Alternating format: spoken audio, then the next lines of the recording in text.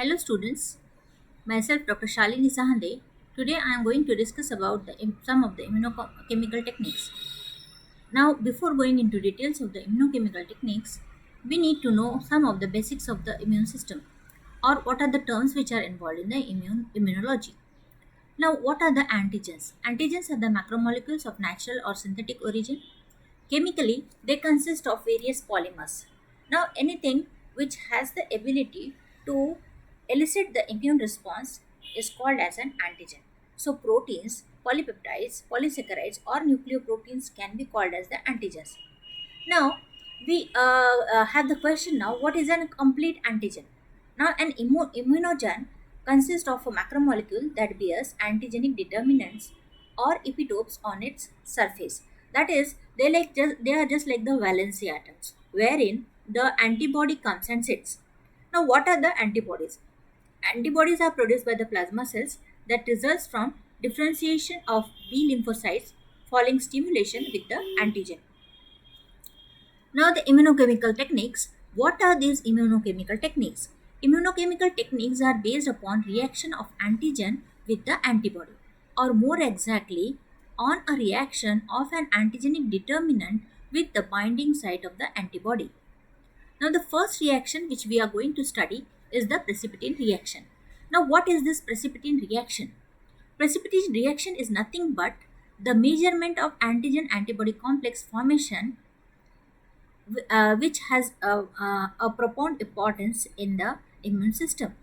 Now, this is an extremely useful tool for analyzing many constituents of the body fluids. Now, many of the immunochemical methods have been developed based on the fundamental principle of quantitative precipitin curve.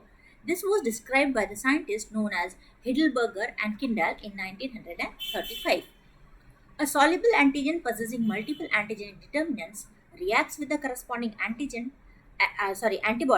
and the resulting antigen-antibody complex precipitates out of the solution.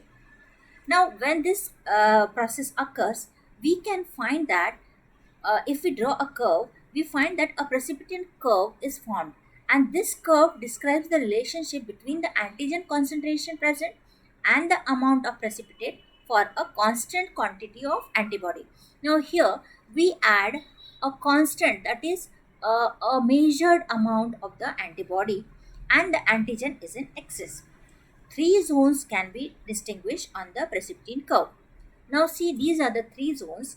Now, these three zones are the left hand side zone is the antibody excess zone, the middle one is the zone of equivalence, and the right hand side is the antigen excess zone.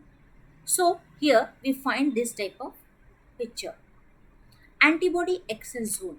The amount of precipitate increases proportionally as the concentration of the antigen increases.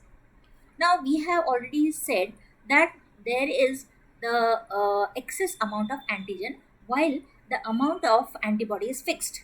Now, if the amount of antigen increases, then the amount of precipitate also increases. If the antibody is present in an excess, all the antigen binding sites are covered with the antibody and only small soluble antigen antibody complexes are formed. No free antigen is detected in the supernatant, but free antibodies can be found. Such conditions are useful for immunoturbidimetry, immunonephilometry, and non-competitive immunoassays. These are some of the immunochemical techniques routinely being used. Now we come to the zone of equivalence. Now, molecules of the antigen and the antibody are cross-linked, forming large insoluble complexes. These complexes further aggregate and precipitate. Neither free antigen nor free antibody can be detected in the supernatant. Equivalence is reached in immunodiffusion techniques. Then the last zone is the antigen excess zone. The amount of precipitate decreases due to the high antigen concentration. So, we find in this zone large aggregated immunocomplexes decay. As all the antibody sites are saturated by the antigen, small soluble complexes prevail. No free antibody but an increasing amount of free antigen may be found in the liquid phase. Excess of free antigen is required for competitive immunoassays. Thank you all for your patient listening.